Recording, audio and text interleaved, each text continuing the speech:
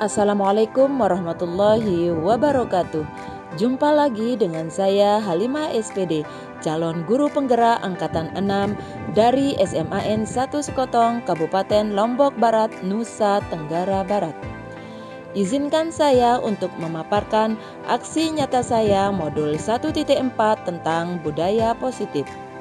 Perkenalkan, beliau berdua adalah fasilitator saya dan pendamping praktek saya, yaitu Bapak Abdul Haris MPD dan Bapak Ahmad Rudi Afandi ST. Berikut ini merupakan rancangan tindakan untuk aksi nyata saya sebagai calon guru penggerak. Yang pertama adalah latar belakang. Peserta didik tidak suka peraturan karena selama ini jika mereka melakukan pelanggaran maka akan mendapatkan hukuman dan cenderung akan mempermalukan dirinya. Selanjutnya, tujuan aksi nyata. Yang pertama, menciptakan peserta didik yang merdeka dan disiplin diri yang kuat. Yang kedua, menumbuhkan budaya positif di sekolah dengan meyakini nilai-nilai kebajikan universal. Selanjutnya, tolak ukur keberhasilan aksi nyata saya adalah terbentuknya keyakinan kelas melalui kegiatan kesepakatan kelas yang dilakukan wali kelas dan siswa.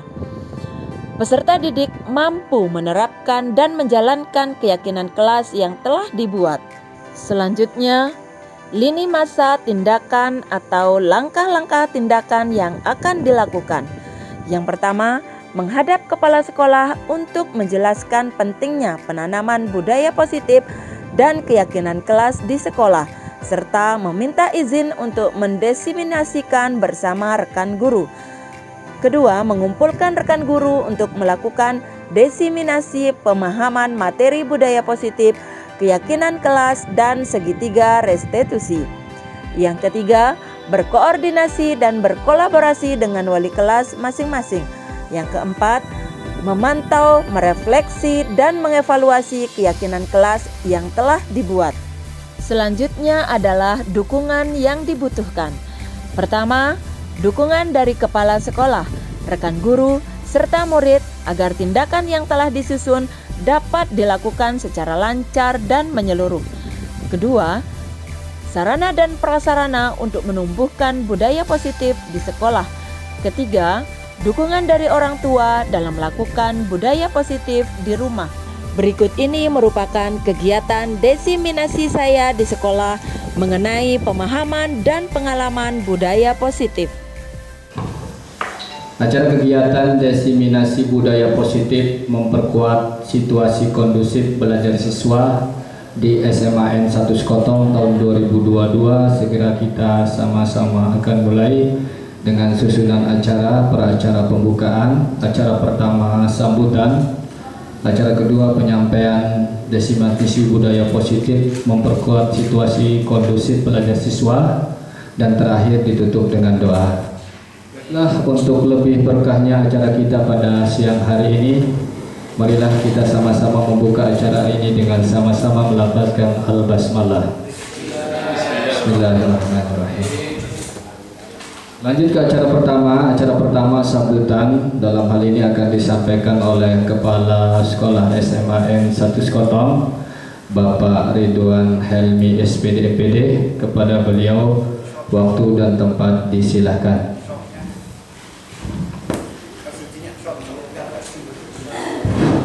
Bismillahirrahmanirrahim. Assalamualaikum warahmatullahi wabarakatuh.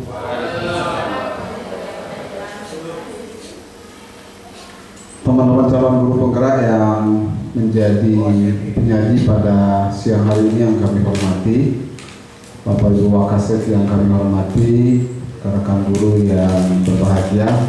Pertama-tama marilah kita panjatkan syukur Allah Subhanahu wa taala bahwa pada siang hari ini kita bisa sama-sama kembali berkumpul dalam rangka kegiatan diseminasi budaya positif dalam rangka memperkuat situasi kondusif belajar siswa.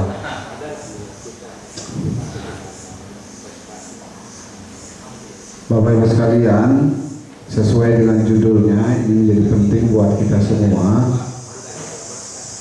Saya berbicara di beberapa teman, misalnya Bapak Ibu sekalian, berkaitan dengan sekolah aman gitu.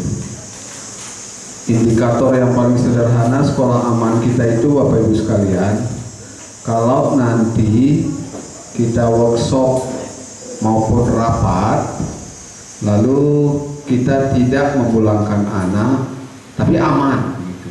Itu yang paling, memang sekolah yang paling damba-dambakan ketika sekolah kita itu, kita guru-gurunya rapat atau workshop atau apa saja, kemudian kita kasih tugas dan sebagainya, lalu kita coba suatu saat nanti tidak memulangkan anak lebih awal.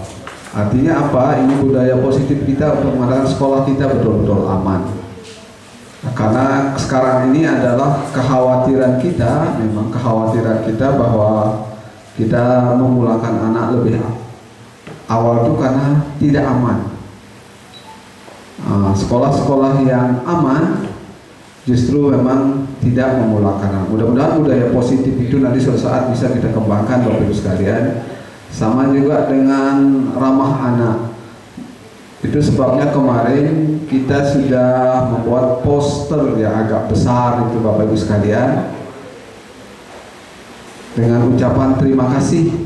Terima kasih tidak terlambat, terima kasih tidak merokok, terima kasih tidak berpacaran, terima kasih tidak tidak saling merundung. Nah, tidak saling merundung itu larinya ke sana juga, Bapak Ibu sekalian. Kita sekolah aman. Nah, ucapan-ucapan itu saya kira nanti itu jadi bagian dari budaya positif kita. Tetapi memang saya dengar anak itu sendiri nyeletuk, Bapak Ibu sekalian. Ada satu yang nyeletuk, yang masang banner itu, terima kasih tidak merokok. Kalau Bapak Ibu guru merokok, kita juga boleh dong. Sambil begitu dia. Memang kan sebenarnya itu dah dilema kita di situ dia. Dia pintar itu, nah itu dia kan kita seperti itu. Mudah-mudahan nanti ini menjadi bagian dari budaya yang kita kembangkan, Bapak Ibu sekalian. Karakter-karakter itu menjadi kebiasaan yang terus-menerus kita kembangkan di sekolah kita. Mungkin itu saja sambutan dari saya. Demikian, billahi taufiq wal hidayah. Assalamualaikum warahmatullahi wabarakatuh. Assalamualaikum. Demikian tadi sambutan yang disampaikan oleh Kepala Sekolah SMA N 1 Sekotong. Semoga apa yang disampaikan mampu membuat kita termotivasi dan bergerak ke arah yang lebih positif. Kepada Bapak Kepala Sekolah SMA 1 Sekotong, Bapak Ridwan Helmi SPD MPD, kami haturkan banyak-banyak terima kasih. Kita lanjut Ibu Halimah SPD. Kepada beliau waktu dan tempat kami silakan.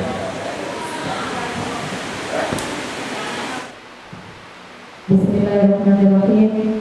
Assalamualaikum warahmatullahi wabarakatuh. Waalaikumsalam warahmatullahi wabarakatuh. Yang terhormat Bapak Kepala Sekolah SMA N 1 Sekotong, yang saya hormati Bapak dan Ibu Wakil Kepala Sekolah SMA N 1 Sekotong, dan yang saya hormati pula rekan-rekan guru SMA N 1 Sekotong yang saya cintai. Alhamdulillah saya panjatkan kepada Allah Subhanahu wa Ta'ala yang telah memberikan kita limpahan serta berkahnya kepada kita semua, sehingga kita dapat berkumpul di aula SMA N 1 Sekotong ini. Yang kedua, tak lupa pula kita layangkan selawat serta salam atas junjungan ala Nabi besar kita Muhammad Sallallahu Alaihi Wasallam. Semoga kelak kita mendapatkan syafaatnya di surga. Amin amin ya rabbal alamin. Baik Bapak Kepala Sekolah dan rekan-rekan guru perjuangan, izin di sini berdirinya saya di sini, tugas saya yaitu ingin menyampaikan aksi nyata bersifat budaya positif. Ini merupakan tugas dari saya sebagai calon guru penggerak. Di sini saya sebagai calon guru penggerak angkatan 6 ingin menyebarkan pemahaman dan pengalaman penerapan budaya positif di sekolah kita SMAN 1 Sekotong. Next.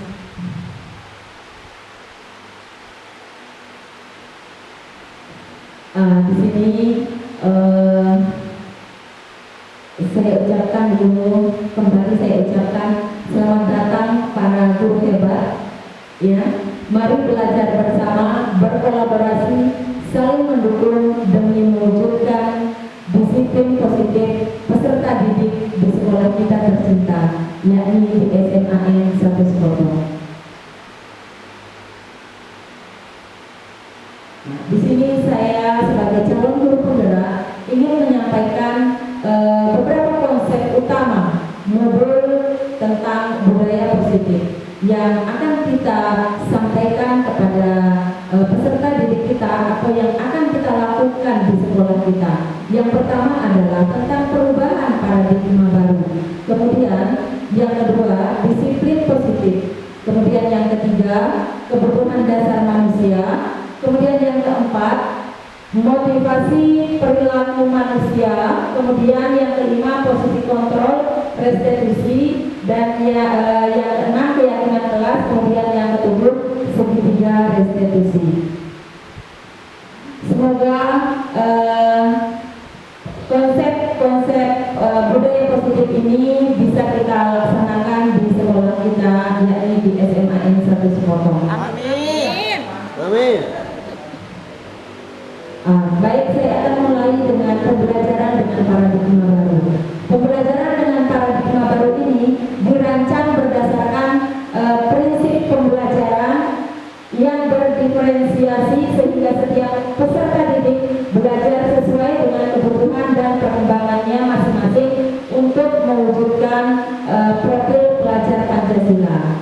Semoga ciri-ciri dari profil pelajar Pancasila ini terwujud di sekolah kita.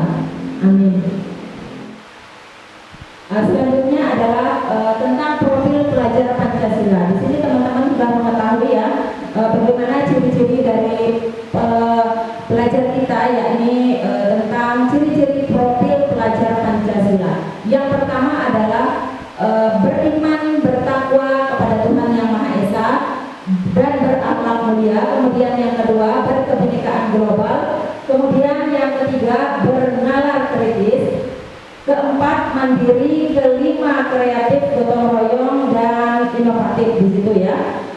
Kemudian, nah semoga ciri-ciri dari profil pelajar Pancasila ini atau pelajar sepanjang hayat yang memiliki kompetensi global dan perilaku sesuai dengan nilai-nilai pelajar Pancasila yang kita harapkan. Semoga saja apa yang kita harapkan kepada peserta didik kita ini ada di sini. Memang itu yang kita harapkan atau yang dicanangkan oleh Bapak Menteri kita, yakni sebagai pelajar sepanjang hayat. Kemudian yang berikutnya disiplin positif. Nah di sini disiplin positif adalah melakukan sesuatu untuk mendapatkan kepatuhan, dan kita cenderung menghubungkan kata disiplin ini dengan ketidaknyamanan. Karena ketika kita mendengar peserta didik mengucapkan atau mengatakan sesuatu, misalnya ya, kok saya merasa tertekan ya, kenapa saya harus diatur? Nah, di situ sering kita mendengar kata-kata peserta didik melontarkan kata-kata seperti itu. Next. Nah, tujuan kita sebagai seorang pendidik adalah menciptakan anak-anak yang memiliki disiplin diri, sehingga mereka bisa berperilaku dengan mengacu pada nilai-nilai kebajikan universal dan memiliki motivasi instrik, motivasi dari diri sendiri. Nah, di situ yang namanya perilaku disiplin itu harus lahir dari diri pribadi peserta didik kita itu sendiri, bukan dari paksaan orang lain, bukan dari teman atau bukan dari kita sendiri sebagai seorang guru, tetapi lahir dari diri sendiri peserta didik tersebut. Kemudian di sini ada contoh ya. Di sini ada siswa kita yang sedang mengatur lalu lintas di situ. Nah, ini adalah salah satu contoh dari disiplin diri. Jadi sebuah disiplin diri harus lahir dari dalam diri peserta didik, bukan karena ia terpengaruh dari peran orang lain di situ. Jadi yang dimaksud dengan disiplin positif di sini adalah disiplin yang diterapkan dari dalam diri peserta didik itu sendiri. Jadi mereka harus bersikap disiplin itu ya tentu untuk dirinya sendiri, kemudian untuk lingkungannya di situ ya, bukan untuk menyenangkan guru dan bukan untuk menyenangkan orang lain atau agar terbebas dari hukumannya. Oke. Kemudian yang berikutnya untuk disiplin positif di sini merupakan salah satu cara penerapan disiplin yang bertujuan untuk menumbuhkan kesadaran serta memberdayakan peserta didik untuk melakukan sesuatu tanpa sogokan, ancaman maupun hukuman. Baik, kemudian yang berikutnya kebutuhan dasar manusia. Nah, di sini ada kebutuhan hidup manusia. Di situ ada sandang, pangan, papan. Kemudian yang kedua kasih sayang dan rasa diterima. Di situ peserta didik, siswa atau peserta didik yang butuh perhatian atau cari perhatian di sekolah misalnya. Kemudian yang ketiga ada penguasaan. Seringkali kita melihat peserta didik untuk berkuasa, mau menang sendiri di situ. Kemudian yang keempat kebebasan. Peserta didik tidak ingin terkekang mereka. Jadi siswa itu betul-betul ingin merdeka di situ ya.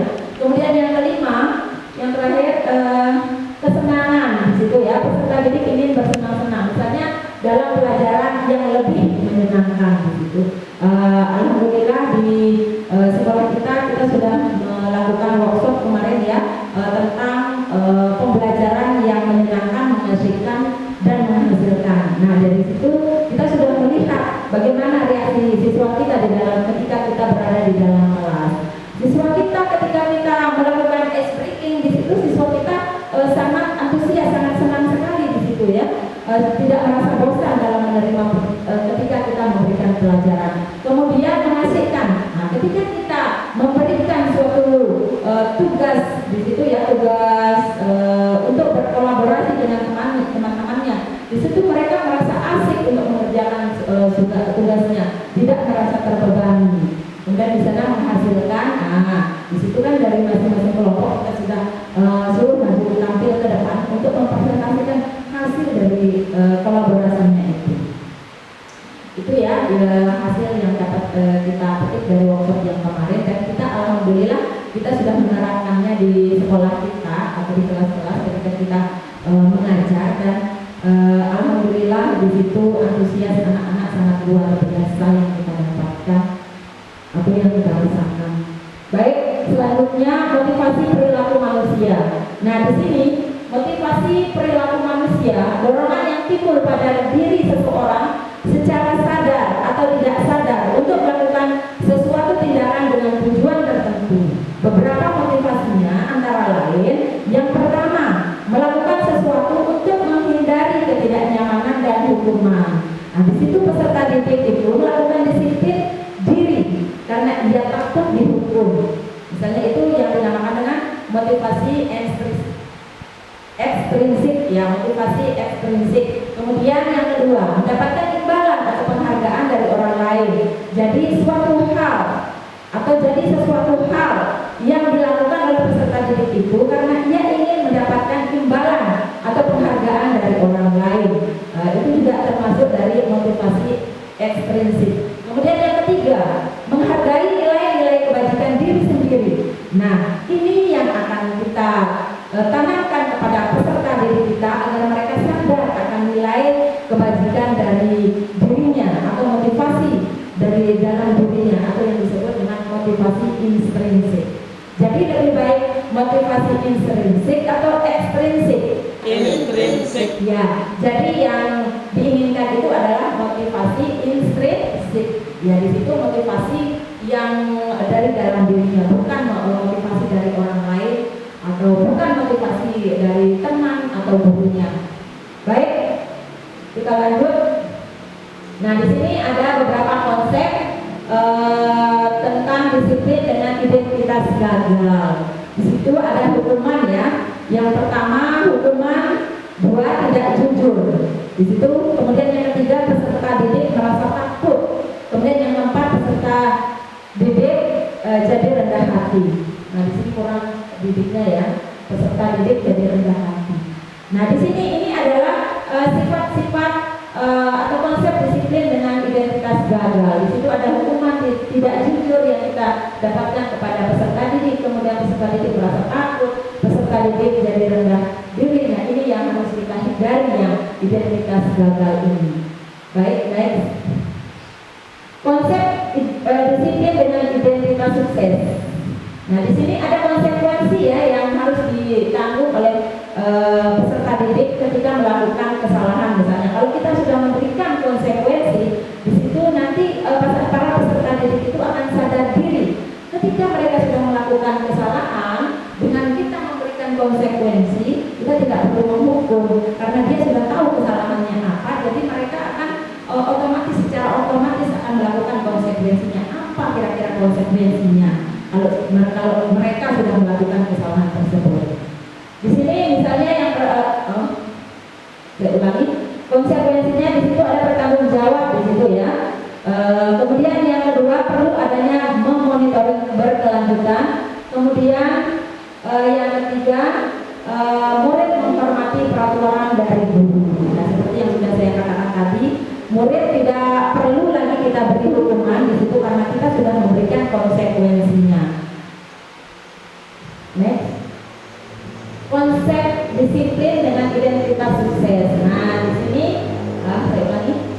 Konsep disiplin dengan identitas sukses di sini ya. Yang namanya di situ ada restitusi. Yang pertama konsep disiplin dengan identitas sukses itu adalah peserta didik akan bertanggung jawab dengan perilakunya. Kemudian yang kedua, peserta didik menghormati dirinya dengan orang lain. Kemudian yang ketiga, teori kontrol atau kesadaran diri tanpa ada yang menyuruh atau memaksa atau dia yang mengontrol dirinya. Nah, ini yang akan kita harapkan ya. Kemudian yang selanjutnya ada yang keempat, murid bersemangat memperbaiki kesalahannya. Nah, di sini jika siswa atau peserta didik itu melakukan kesalahan di situ, maka akan segera mereka akan memperbaiki dirinya, tidak berkelanjutan. Karena di situ kita sudah memberikan konsekuensinya. Nah, ini adalah contoh-contoh restitusi ya, contoh-contoh restitusi atau disiplin dengan identitas sukses. Nah, kemudian konsep disiplin dengan pendekatan restitusi. Nah, di situ sebuah cara untuk menanamkan sebuah disiplin positif pada peserta didik adalah di sini kita lihat dulu ya pengertian tentang restitusi itu apa. Restitusi adalah sebuah proses menciptakan kondisi bagi peserta didik untuk memperbaiki kesalahan mereka sehingga mereka bisa kembali kepada kelompok mereka dengan karakter yang lebih baik. Di sini bagaimana tentang pengertian restitusi itu adalah proses gitu ya, proses menciptakan kondisi bagi peserta didik kita untuk memperbaiki kesalahan yang sudah mereka perbuat tersebut, sehingga mereka bisa kembali kepada kelompok atau lingkungannya dengan karakter yang lebih baik atau yang kita harapkan. Kemudian di sini ada ciri-ciri dari restitusi tersebut. Ciri-cirinya yang pertama adalah bukan menebus kesalahan ya, melainkan belajar dari kesalahan. Kemudian yang kedua memperbaiki hubungan. Kemudian yang ketiga tawaran, bukan sebuah paksaan tetapi ya. Jadi kita boleh menawarkan atau mengarahkan kepada peserta didik itu. Di sini kemudian apa yang akan dilakukan ke depannya.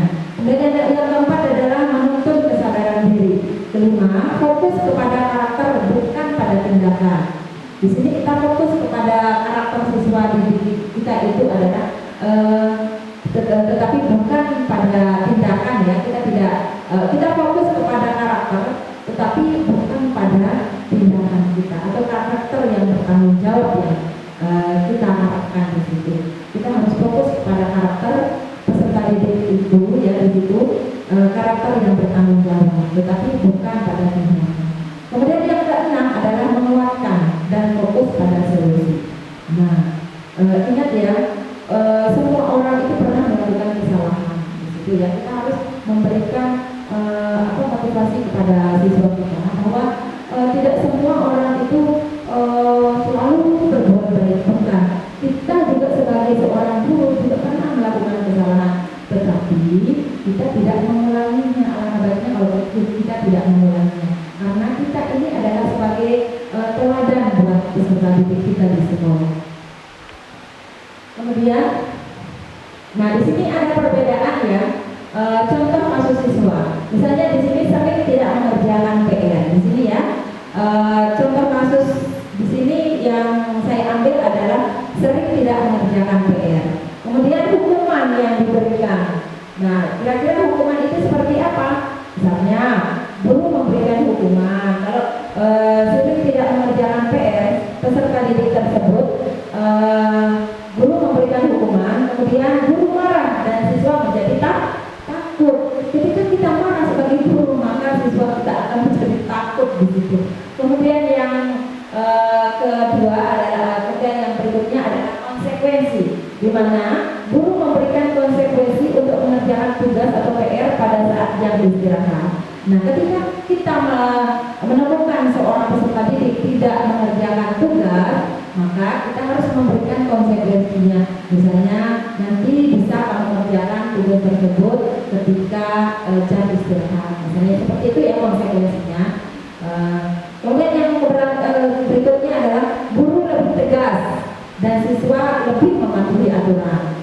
Nah, di sini yang restitusinya di situ ya, guru menanyakan keyakinan kelas atau dirinya dan membantu siswa dalam menyelesaikan masalah. Nah, di situ ya sudah jelas di situ ya restitusi itu. Kita bukan langsung menghukumnya, tetapi kita harus menanyakan terlebih dahulu. Kira-kira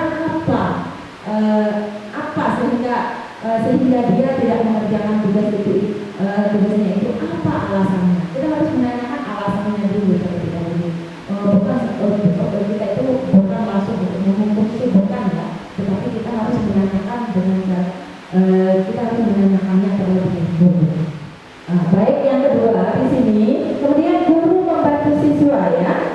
Kira-kira, misalnya kita bertanya ya sebagai seorang guru di situ, kira-kira kalau kamu melanggar keyakinan kelas, kamu akan melakukan hal apa?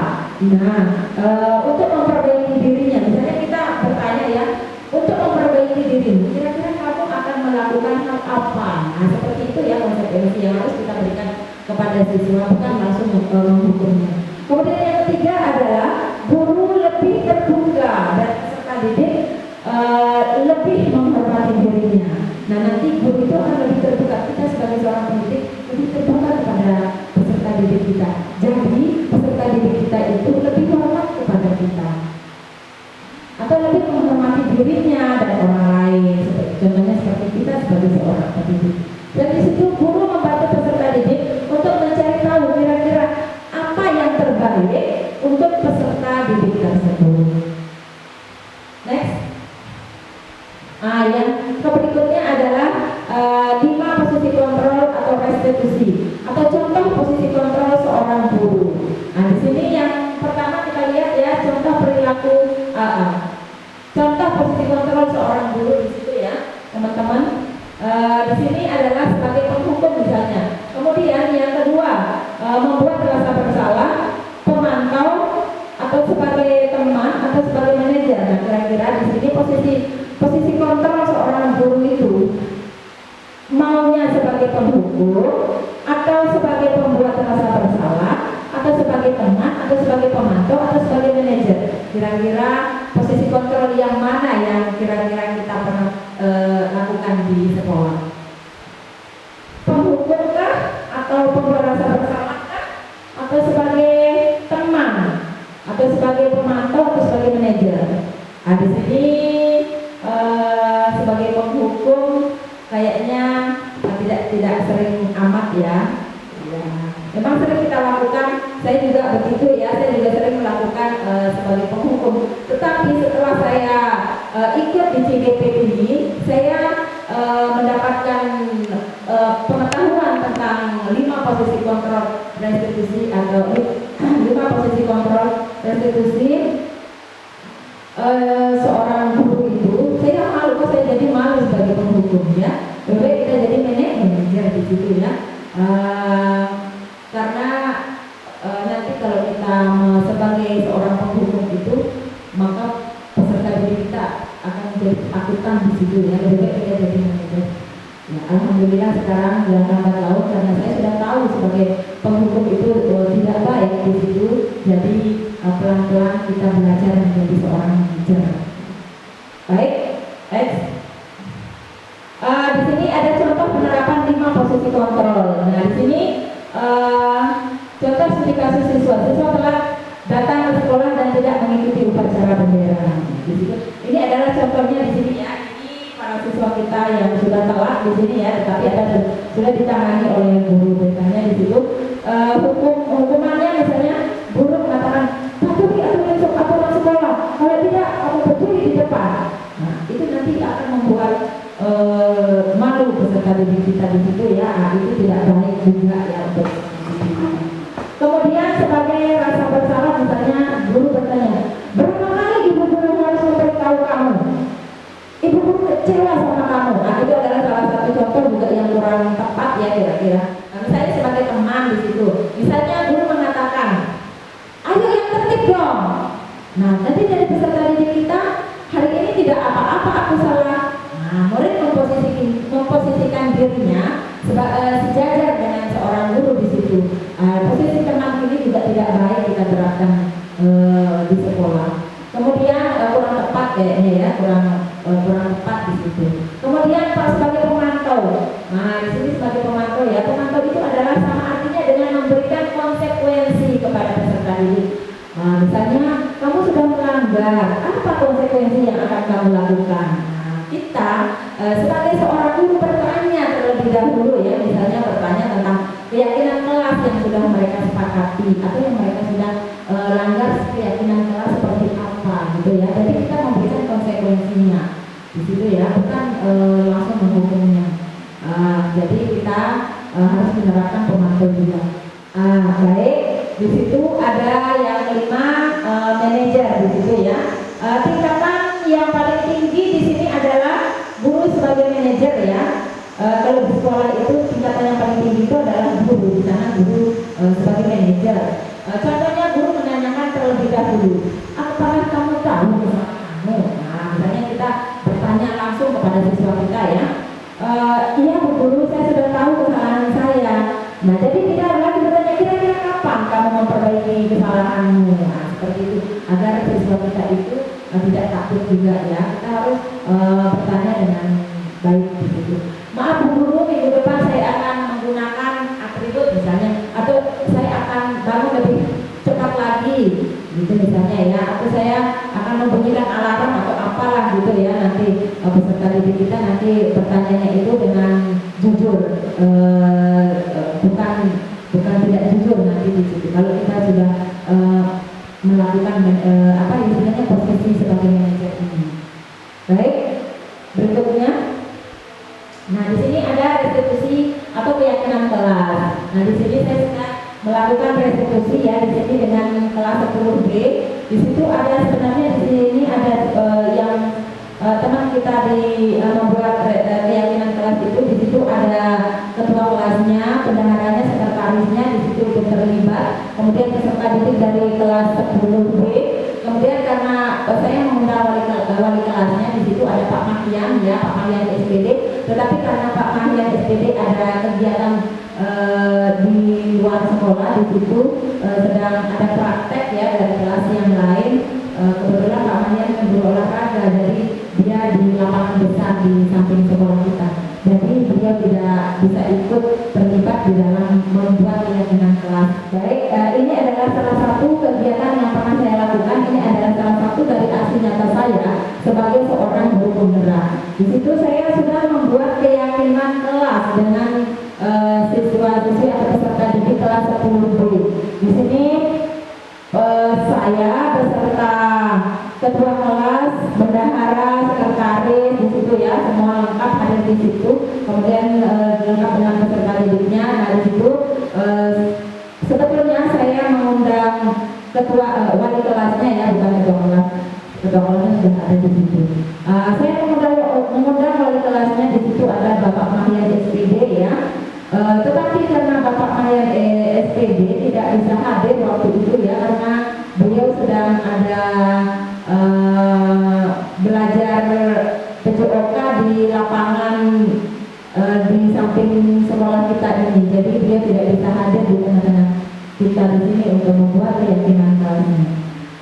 Di situ ada beberapa potongan kertas di situ ya, yang sudah ditulis oleh anak-anak tentang apa yang mereka inginkan untuk membuat tentang isi dari keyakinan kelasnya atau kesepakatan yang sudah kita buat.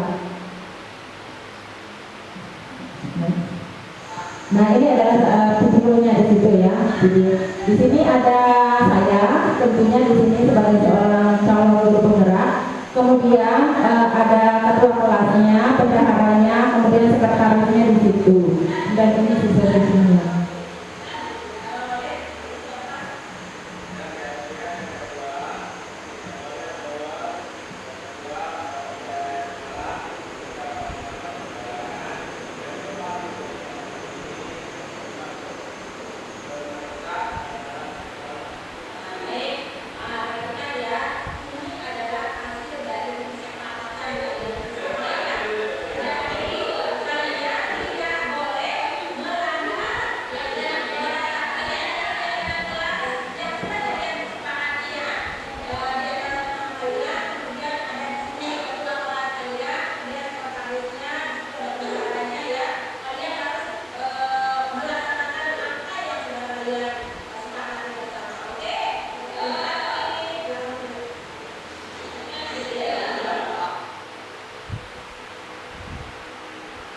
Baik Bapak Ibu guru semua, di sini saya sudah melakukan aksi nyata saya ya sebagai seorang calon guru penggerak. Nah di sini sebelum kita melakukan pembelajaran harus kita menanyakan keyakinan kelas yang sudah kita sepakati tersebut. Berikutnya adalah ini sudah. Nah bagaimana pembentukan keyakinan kelas? Nah di sini dari keyakinan kelas yang sudah mereka sepakati ini saya tulis di sini. Yang pertama adalah setiap anggota kelas perlu belajar, kemudian setiap anggota kelas perlu senang di situ, kemudian setiap anggota kelas perlu mengerjakan tugas, kemudian selalu bersikap positif di sini ya, selalu bersikap positif, senantiasa menjadi diri terbaik, percaya dan menghormati orang lain serta barang miliknya di situ. Ini adalah contoh dari kesepakatan kelas yang sudah kelas 10 ribuan di situ ya. Kemudian hormat. Nah, kira-kira hormat itu bagaimana? Kami meyakini bahwa sangat penting untuk menghormati semua orang di situ ya, dan barang milik orang lain. Kemudian yang bekerja. Nah, bekerja di sini maksudnya di sini adalah meyakini bahwa sangat penting untuk mengerjakan segala pekerjaan atau mengikuti kegiatan yang telah ditugaskan oleh ibu maupun bapak guru di sekolah. Kemudian segitiga restitusi. Nah kita sudah masuk di situ ya untuk piramidanya itu. Nah di sini cara guru menyelesaikan masalah peserta didik di sekolah. Yang pertama adalah menstabilkan identitas di situ ya. Kemudian yang kedua validasi tindakan yang salah. Semua perilaku memiliki alasan. Kemudian yang ketiga menanyakan keyakinan kelas gitu ya. Jadi yang dimaksud dengan restitusi itu adalah menyelesaikan masalah peserta didik dengan menanyakan identitas di situ ya, menstabilkan identitas. Kemudian validasi tindakan yang salah. Semua perilaku memiliki alasan. Jadi kita tidak semata-mata langsung menghukum siswa itu, bukan, tetapi kita harus menanyakan dulu seperti yang sudah saya katakan yang tadi. Kemudian berikutnya adalah, nah di sini ada video studi kasus yang pertama pelanggaran kelas gitu ya, yang sudah saya lakukan kemarin, yang sudah saya buat videonya ya, contoh studi kasus begitu. Di sini tentang siswa siswa yang telah datang ke sekolah. Coba mari kita simak bersama-sama videonya.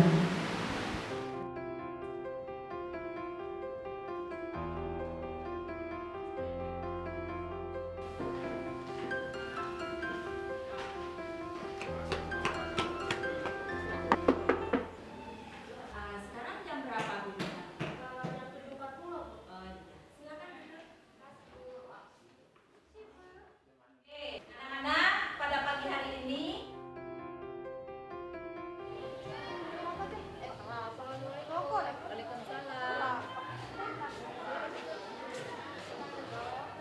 lain kali jangan telat lagi ya. Baik Melani sudah tahu kenapa ibu guru panggil.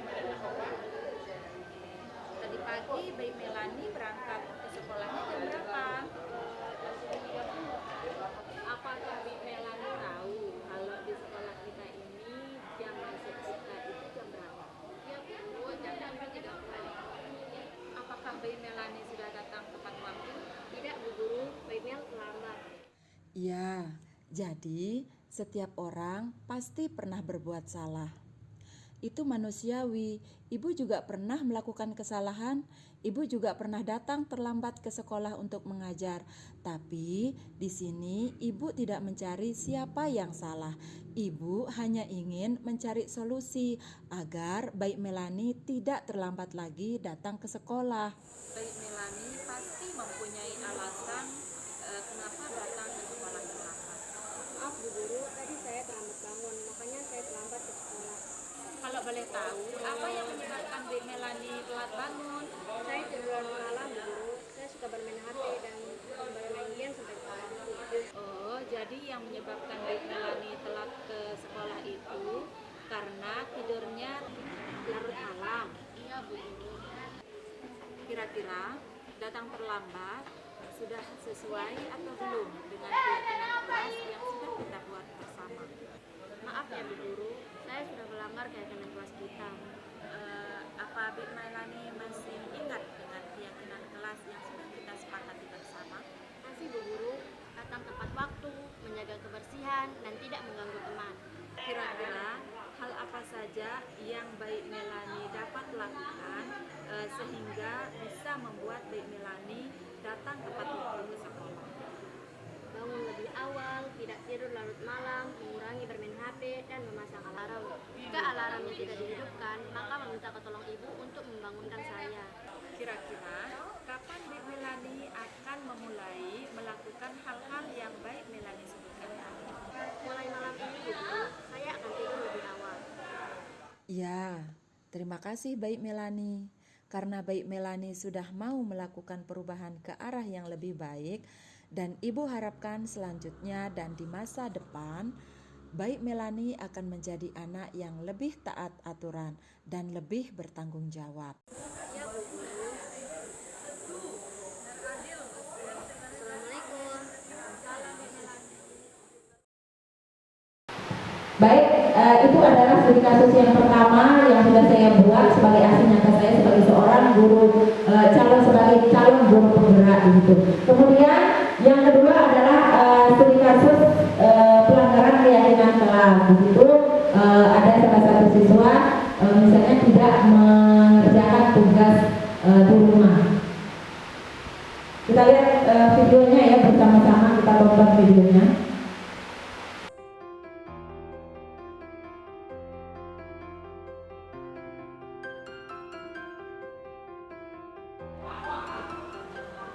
Anak-anak, pada pagi hari ini ada yang bawa tugasnya? Oh iya. Coba angkat tangan siapa saja yang bawa tugas pada pagi hari ini. Angkat tangan. Oh iya. Silakan diturunkan tangannya. Reva, kenapa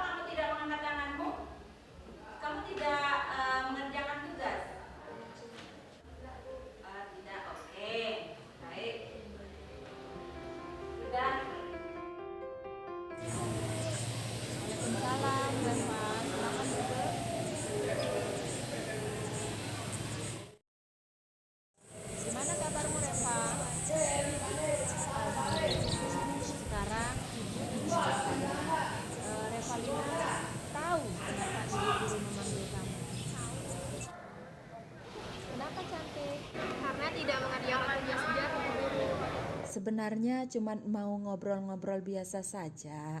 Terus kalau Revalina tahu kesalahan Revalina tadi, tapi ibu guru tidak menyalahkan kamu ya cantik. Ibu jadi ingin tahu juga nih, mengapa Revalina tidak mengerjakan tugas sejarah? Kira-kira apa penyebabnya? Karena saya bermain game, guru. Berarti ibu yakin ya, kalau Revalina melakukan kesalahan pasti ada alasannya ya. Ibu guru di sini tidak menyalahkan siapa-siapa. Ibu hanya ingin mencari solusinya, solusi yang ibu temukan untuk Revalina. Kira-kira Revalina tahu tidak keyakinan kelasmu? Tahu, Bu Guru. Oke, terus yang Revalina lakukan itu benar atau salah? Salah, Bu Guru. Ya, salah. Baik, bersama itu biasa Reva ya, semua orang pernah melakukan kesalahan termasuk juga ibu guru. Tetapi kita harus segera untuk memperbaikinya.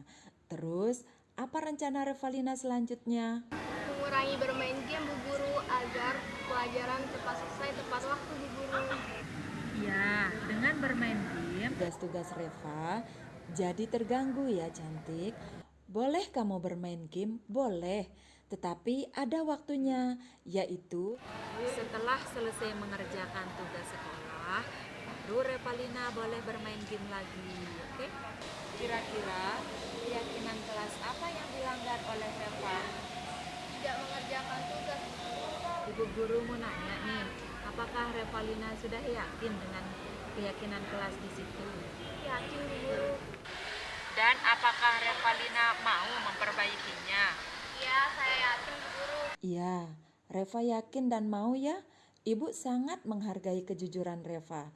Ibu tahu semua orang pernah melakukan kesalahan, tetapi Reva mau memperbaikinya.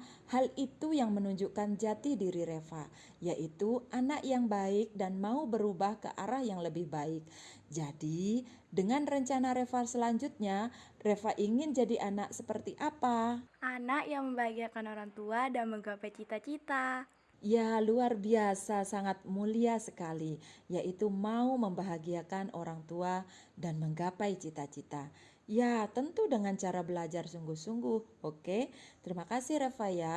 Semoga Reva mau berubah dengan mengikuti keyakinan kelas dengan sungguh-sungguh, sehingga Reva menjadi anak yang lebih baik dan Reva mau berubah ke arah yang lebih baik lagi. Oke, sekarang Reva boleh kembali ke kelasmu lagi ya.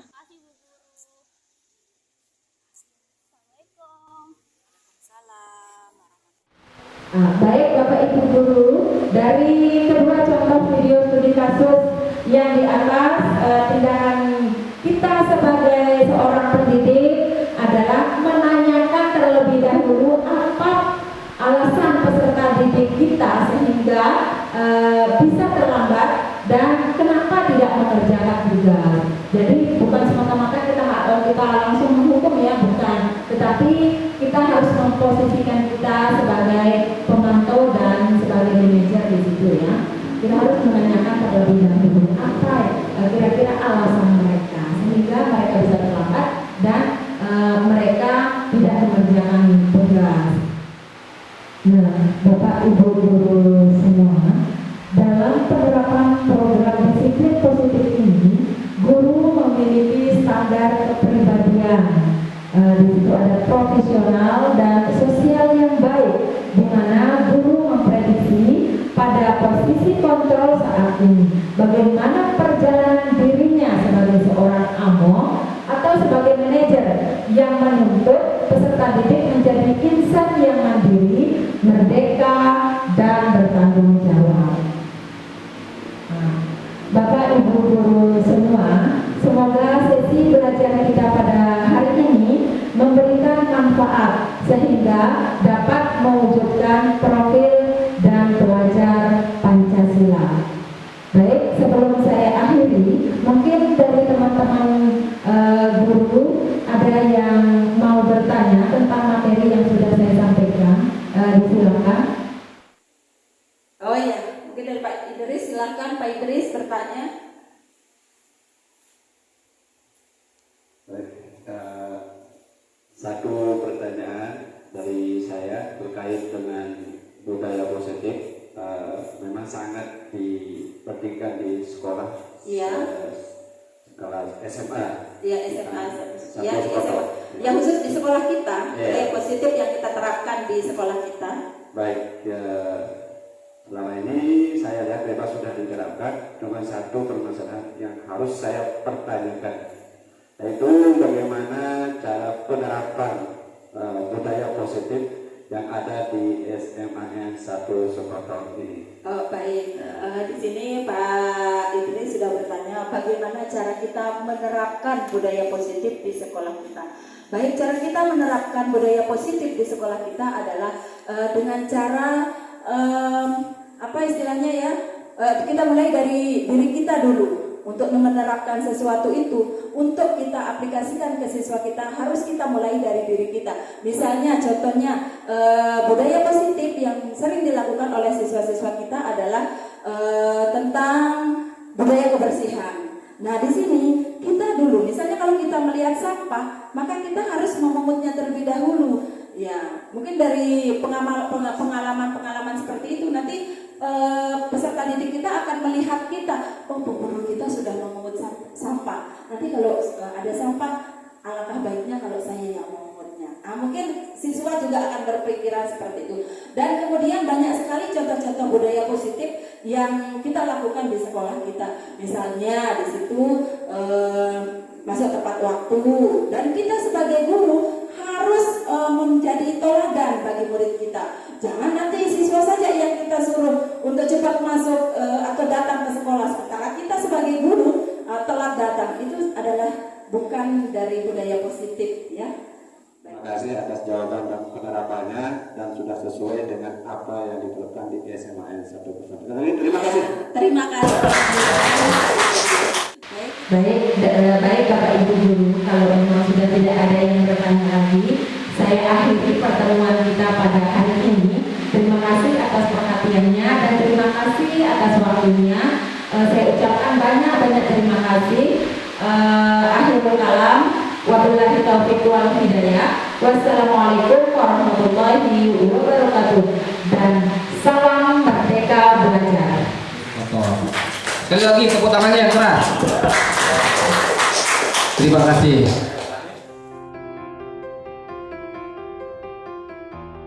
Assalamualaikum warahmatullahi wabarakatuh. Perkenalkan, nama saya Bayi Merani Hatati dari kelas 10B, asal sekolah SMAN 1 Sekotong, Kabupaten Lombok Barat, Nusa Tenggara Barat. Perasaan saya setelah melakukan restitusi bersama Ibu Guru Halimah SPD adalah saya sangat senang karena saya dapat solusi dari permasalahan yang saya suka datang terlambat ke sekolah. Terima kasih Bu Guru Halimah, saya janji tidak akan terlambat lagi ke sekolah. Assalamualaikum warahmatullahi wabarakatuh.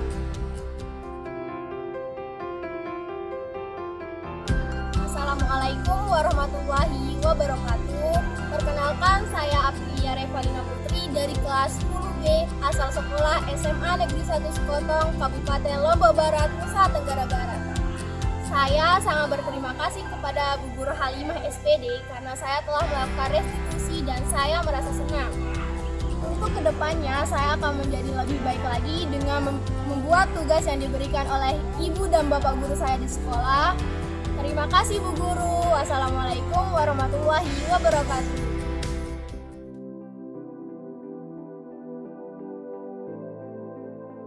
Bismillahirrahmanirrahim. Assalamualaikum warahmatullahi wabarakatuh. Izinkan saya pada kesempatan ini untuk menyampaikan beberapa harapan saya pada CGP atas nama Halimah SPD dari SMAN 1 Sekotong. Apa yang saya lihat dari Ibu Halimah adalah tingkat kedisiplinannya sudah sangat bagus. Tingkat memotivasi anak juga sangat bagus. Kegiatan pembelajarannya juga sangat bagus diikuti oleh anak. Besar harapan saya selaku kepala sekolah, Bu Halimah ini akan menjadi orang yang akan memimpin dan nantinya akan menjadi penerus yang sangat bagus di sekolah ini. Ada beberapa yang mungkin juga tapi perlu Bu Halimah benahi.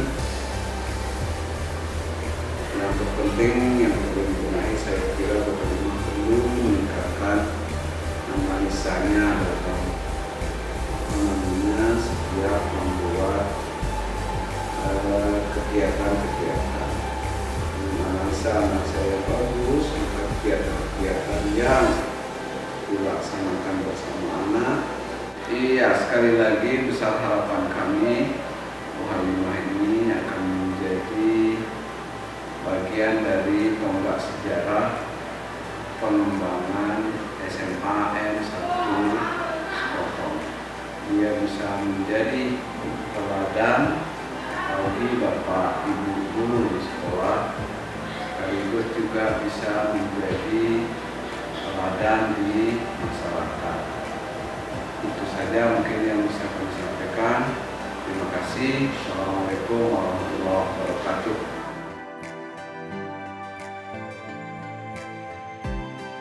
Assalamualaikum warahmatullahi wabarakatuh. Pertama-tama saya ingin mengucapkan terima kasih dan apresiasi yang setinggi-tingginya buat teman-teman guru penggerak yang merupakan guru SMA N1 Skotong. Terima kasih telah menginspirasi kami. Saya mewakili guru-guru yang lain, insya Allah akan mengikuti jejak mereka untuk bisa ikut guru penggerak nantinya. Dan terima kasih juga kepada Ibu Haja Halimah yang telah memotivasi kami dan bisa menyalurkan ilmu-ilmu yang diperoleh dari kegiatan diklat guru penggerak. Dan kemarin juga Ibu Halimah sudah membahas tentang budaya positif yang tadinya memang kita sering melakukan kegiatan ini, tapi kita sebelumnya belum tahu kalau memang kegiatan-kegiatan yang kita lakukan itu termasuk kegiatan-kegiatan yang merupakan kegiatan budaya positif. Jadi sekali lagi saya ucapkan buat semua rekan-rekan guru penggerak yang merupakan guru-guru yang SMA 1 Skotong, kami insya Allah akan mengikuti jejak kalian. Sekian, terima kasih. Assalamualaikum warahmatullahi wabarakatuh.